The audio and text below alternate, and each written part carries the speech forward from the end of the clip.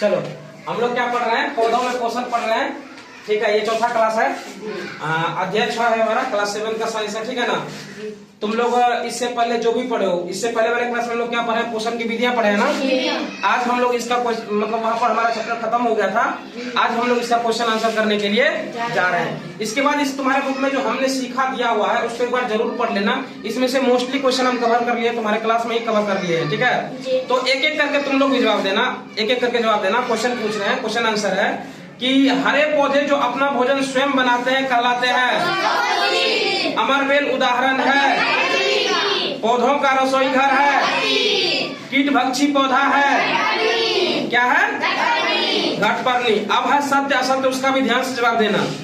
प्रकाश संश्लेषण में सौर ऊर्जा का रासायनिक ऊर्जा में रूपांतरण होता है, क्या है, जड़ कार्बन डाइऑक्साइड के ग्रहण करने में मदद करता है। कार्बोहाइड्रेट और ऑक्सीजन प्रकाश संश्लेषण के उत्पाद है। सभी जीव अपने पोषण के लिए हरे पौधे पर निर्भर करते हैं। ठीक है, अब है कॉलम ए से कॉलम बी को मिलाना है, इसलिए ध्यान से जवाब देना। नाइट्रोजन का क्या होगा, क्या होगा, रंध्र का क्या होगा, क्लोरोफिल का, मशरूम का, जंतु का। समझ में आ गया ना। यहाँ तक तो ऑब्जेक्टिवता चलो खत्म हो गया। अब निम्न कथनों के लिए एक शब्द बताएं, तुम लोगों को बताना है। पत्तियों में पाया जाने वाला हरा वर्णक क्लोरोफिल या पर्णहरित बोलते हैं उसको, है ना। अगला है जो अपने पोषण के लिए दूसरे पौधों एवं जीवों पर निर्भर करते हैं, क्या कहलाते हैं, विषमपोषी। ऐसा संबंध जिसमें दो जीव आपस में एक दूसरे से सहयोग करते हैं, क्या कहलाते हैं, सहजीवी संबंध कहलाते हैं। ठीक है, चलो अब आओ हम लोग देखते हैं क्वेश्चन आंसर जो लॉन्ग है। ठीक है ना। जीवों में पोषण की आवश्यकता क्यों होती है, तो देखो अगर तुमको लग रहा होगा कि ये बहुत बड़ा है तो इसको थोड़ा सा शॉर्ट करके समझाते हैं, समझने की कोशिश करना है। ठीक है ना। सबसे पहले देखो हम क्या लिखे हैं कि जीवों में पोषण की आवश्यकता इसलिए होती है क्योंकि शरीर के सभी गतिविधियों के लिए ऊर्जा की आवश्यकता होती है। तो सजीवों में पोषण की आवश्यकता इसलिए नहीं होती है क्योंकि हमारे शरीर भी कुछ ना कुछ कार्य करते रहते हैं ना, उसके लिए ऊर्जा की आवश्यकता होती है। ठीक है, पहला पॉइंट हो गया। दूसरा पॉइंट में ये याद करना कि पोषक तत्व न केवल शरीर के वृद्धि विकास के लिए जरूरी है बल्कि क्षतिग्रस्त कोशिकाओं और ऊतकों को नवीनीकरण और मरम्मत के लिए भी महत्वपूर्ण है। दूसरा पॉइंट में हम लोग क्या बोलेंगे कि पोषक तत्व जो केवल शरीर के वृद्धि विकास के लिए ही जरूरी नहीं है। मान लो कि हमारे अंदर जो भी क्षतिग्रस्त हो गए, क्या क्षतिग्रस्त हो गए हैं, जो भी कोशिकाएं क्षतिग्रस्त हो गए हैं और ऊतकों के नवीनीकरण और मरम्मत के लिए भी इसकी जरूरत होती है। 2 पॉइंट हुआ ना।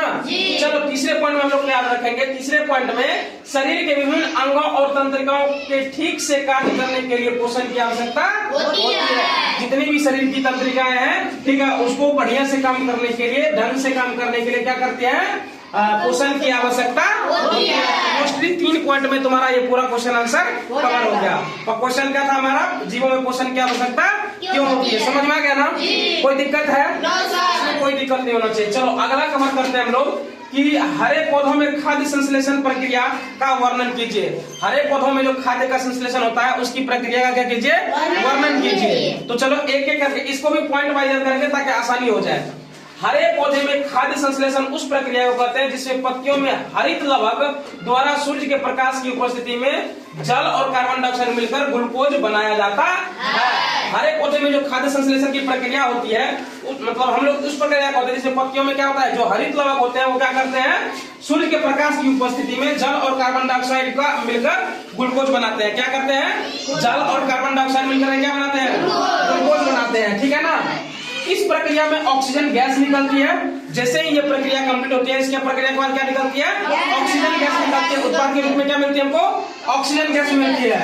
यह ग्लूकोज पौधों के अन्य भागों में पहुंचकर संश्लेषित भोजन बनाती है। मतलब यही ग्लूकोज क्या करती है, पौधों के हर एक भाग में पहुंच करके क्या करती है, संश्लेषित भोजन बनाती है। जो इस प्रकार हरे पौधे क्या करते हैं, अपना भोजन स्वयं बनाते हैं। इसी प्रकार से क्या करते हैं, हरे पौधे जो है अपना भोजन स्वयं बनाते हैं। क्लियर है। अगला क्वेश्चन है हमारा, कैसे प्रदर्शित करेंगे कि प्रकाश संश्लेषण के लिए सूर्य का प्रकाश अनिवार्य है। करेंगे आप कैसे प्रदर्शित करेंगे कि प्रकाश संश्लेषण के लिए सूर्य का प्रकाश अनिवार्य है। ठीक है। तो मिट्टी में पोषक तत्वों की पुनः पूर्ति विभिन्न स्रोतों से होती है, ये तो हमको पता है। मिट्टी में जो है पोषक तत्वों की पुनः पूर्ति कैसे होती है? विभिन्न प्रकार के स्रोतों से होती है। जैसे पौधे के सड़े हुए अवशेष ह्यूमस बनाकर मिट्टी को उर्वरा देते हैं। जो मतलब जो पेड़ पौधे की पत्तियां गिरते हैं वो क्या करते हैं? सड़ गल करके मिट्टी में ह्यूमस उर्वरा को क्या करते हैं? बढ़ा देते हैं, है ना, उर्वरा बनाते हैं। कीट पतंगों और सूक्ष्म जीवों के अपघटक भी सड़े पदार्थों को क्या करते हैं? मिट्टी में मिला देते हैं। जो कीट पतंग है ना वो भी क्या करते हैं? सूक्ष्म जीवों के अपघटक भी क्या करते हैं? सड़े पौधों को मिट्टी में मिला देते हैं। साथ ही बाहरी स्रोतों से जैसे खाद, कंपोस्ट आदि डालने और वर्षा के पानी से भी कुछ पोषक तत्व मिट्टी में जुड़ते रहते हैं। साथ ही इसके साथ और क्या करते हैं? बाहरी स्रोतों से जो भी हम लोग खाद डालते हैं, कंपोस्ट डालते हैं, वो क्या करते हैं? और वर्षा के पानी से भी क्या होता है? कुछ जरूरतें जो है, कुछ पोषक तत्व जो है पुनः पूर्ति हो जाती है। किसकी? मिट्टी की, है ना। इस प्रकार मिट्टी में पोषक तत्व जुड़ते रहने से पौधों और जीव जंतुओं को लगातार उपलब्ध रहते हैं। ठीक है, इस प्रकार से ये सब चीज क्या होता है? जंतुओं के लिए उपलब्ध रहते हैं। ठीक है ना। उम्मीद है कि तुम लोगों को ये सारा क्वेश्चन समझ में आया होगा। अगर समझ में नहीं आया है तो हम कल एक बार फिर से इसको डिस्कस कर लेंगे। और अगला जो क्वेश्चन है हमारा, संक्षिप्त विवरण दें प्रकाश संश्लेषण, सहजीवी संबंध, परजीवी, मृतजीवी। ये क्वेश्चन अगर तुम लोग बना के आ गए तो बढ़िया है, नहीं बना के आए तो अगले क्लास में हम लोग कवर करेंगे। उसके बाद मिट्टी में पोषक तत्वों की पुनः पूर्ति कैसे होती है, इसको भी हम लोग कवर कर लेंगे। ठीक है। और कारण बताइए, लाइकेन में कवक और शैवाल के बीच परस्पर लाभप्रद एवं सहयोगी संबंध होता है। ठीक है, ये सब क्वेश्चन बनना चाहिए तुम लोगों से। सूर्य सभी जीवों के लिए ऊर्जा का स्रोत है। पत्तियां पौधों की रसोई घर है। ये सब तुम लोगों से बनना चाहिए। अगर नहीं बनेगा तो कल वाले क्लास में इन सारे क्वेश्चनों को हम लोग कवर करने वाले हैं। ठीक है, फिलहाल आज के लिए इतना ही रहने देते हैं। हम लोग पेड़ पौधों में पोषण पढ़ रहे हैं ना। चलो, पौधों में क्वेश्चन नंबर कितना था? 8 नंबर था क्वेश्चन। सबसे पहला क्वेश्चन था प्रकाश संश्लेषण। तो देखो, प्रकाश संश्लेषण किसको कहते हैं? जिसको हम लोग इंग्लिश में क्या बोलते हैं? फोटोसिंथेसिस बोलते हैं। फोटोसिंथेसिस किसको बोलते हैं? तो हरे पौधे अपना भोजन क्या करते हैं? स्वयं बनाते हैं। इसी प्रक्रिया को हम लोग क्या कहते हैं? प्रकाश संश्लेषण कहते हैं। क्या करते हैं? हरे जो पेड़ पौधे होते हैं वो अपना भोजन क्या करते हैं? स्वयं बनाते हैं। इसी प्रक्रिया को हम लोग क्या कहते हैं? प्रकाश संश्लेषण कहते हैं। इससे पहले इसका एक डेफिनेशन और लिखाए होंगे, उसको भी तुम ध्यान से पढ़ सकते हो। तो वो भी डेफिनेशन लगभग सेम है। ठीक है ना। अब अगला है तुम्हारा कि सहजीवी संबंध।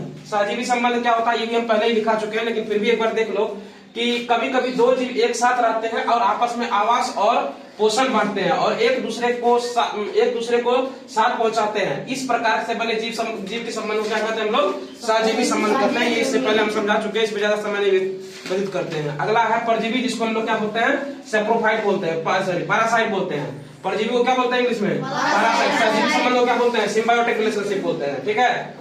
तो वैसे जीव जो अपना पूरा या आंशिक जीवन चक्र किसी दूसरे जीव के साथ रहकर बिताते हुए अपना भोजन उनसे प्राप्त करते हैं, इसको हम लोग क्या कहते हैं? परजीवी कहलाते हैं। जैसे क्या होता है? अमरबेल होता है। जैसे क्या होता है? अमरबेल होता है। तुमने पेड़ पौधों पर देखा होगा, वो हरे रंग का लिपटा हुआ रहता है। ठीक है। उसमें कोई पत्ती होती नहीं होती। वो अपना भोजन स्वयं नहीं बनाते। वो क्या करते हैं? अपने भोजन के लिए उसी, अगर आम के वृक्ष पर देखो तो अपना भोजन उसी से प्राप्त करते हैं, या किसी अन्य पौधे पर देखो तो वो अपना भोजन उन्हीं पौधों से प्राप्त करते हैं। समझ गए ना बात को।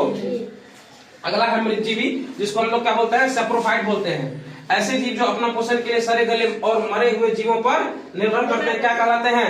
मृतजीवी कहलाते हैं। अच्छा, इसका जैसे तुम लोग बता सकते हो क्या हो सकता है? मृतजीवी क्या हो सकता है? मृतजीवी में क्या हो सकता है? कवक हो सकता है और क्या हो सकता है? फफूंद। तो जैसे में कवक और फफूंद, और भी हो सकता है ना, लेकिन फिलहाल यही पर इतना ही रख करके रख देते हैं, आदि कर देते हैं, है ना। चलो ठीक है ना। अब अगला क्वेश्चन है तुम्हारा 9 नंबर का है, मिट्टी में पोषक तत्वों की पुनः पूर्ति कैसे होती है?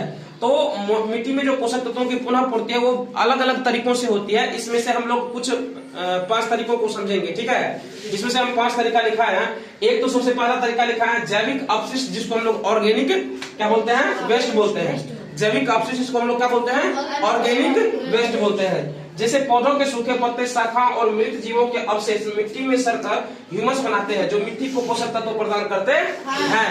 तो ये क्या होता है कि जो पौधे के सूखे हुए पत्ते गिरते हैं ना, और जो मृत जीव और क्या है? शाखाओं और मृत जीवों के अवशेष जो ये सब अवशेष होता है ना वो मिट्टी में क्या होता है सर करके क्या बनाते हैं, ह्यूमस बना लेते हैं। क्या बना लेते हैं, ह्यूमस बना लेते हैं, जो क्या होता है मिट्टी में पोषक तत्वों की पूर्ति करता है ना। ये तो पहला कारण था। पहला कारण क्या है, जैविक अपशिष्ट के द्वारा मिट्टी में पोषक तत्व की पुनः पूर्ति की जा सकती है। दूसरा क्या है, अपघटक, जिसको हम लोग क्या बोलते हैं, डिकम्पोजर बोलते हैं। क्या बोलते हैं, डिकम्पोजर बोलते हैं। डिकम्पोजर क्या होता है, तो कवक, बैक्टीरिया आदि सूक्ष्म जीव जैसे अवशेषों के अपघटन में सहायक होते हैं और पोषक तत्वों को मिट्टी में मिला देते हैं। इसमें क्या होता है, जो कुछ छोटे छोटे जो कवक हो गए, बैक्टीरिया हो गए, ये सब क्या करते हैं, ये सब जो सूक्ष्म जीव होते हैं वो क्या करते हैं, अवशेषों के अपघटन में क्या होते हैं, ये सहायक होते हैं, है ना। सहायक मतलब क्या समझते हो तुम लोग, सहायक मतलब क्या, एक दूसरे की मदद करते हैं, है ना। और पोषक तत्वों को क्या करते हैं, मिट्टी में मिला देते हैं, है ना। तीसरा हम लिखा है खाद या उर्वरक, जिसको हम लोग फर्टिलाइजर बोलते हैं, है ना। अच्छा, ये तुमको ऑर्गेनिक हो गया, जो हम लोग जैसे गोबर देखते हो ना, गोबर को कुछ दिनों के लिए रख दो तो सड़ा करके उसमें देखे होगे कि चाली जैसा कुछ निकलता है ना, है ना। वो क्या करते हैं, वो जो गोबर है उनको खाद में क्या करते हैं, बदल देते हैं, जो हमारे खेतों के लिए क्या होते हैं, अत्यंत ही लाभदायक होते हैं। ठीक है, अब ये जो तुम देख रहे हो फर्टिलाइजर, खाद या उर्वरक जो देख रहे हो तुम, तो ये जो है ये तुमको दुकानों में मिलते हैं, जिसको खेतों में बार बार प्रयोग किया जाता है। आजकल इसको ज्यादा लोग उपयोग करते हैं, फर्टिलाइजर का ज्यादा उपयोग करते हैं। ठीक है, पहले के लोग क्या करते हैं, ऑर्गेनिक वेस्ट का ज्यादा उपयोग करते थे, अब अभी के लोग क्या करते हैं, फर्टिलाइजर का ज्यादा उपयोग करते हैं। तो फर्टिलाइजर क्या होता है, किसान द्वारा खाद, कंपोस्ट, उर्वरक आदि डालने से मिट्टी पोषक तत्वों जैसे नाइट्रोजन, फास्फोरस, पोटेशियम समृद्ध होती है।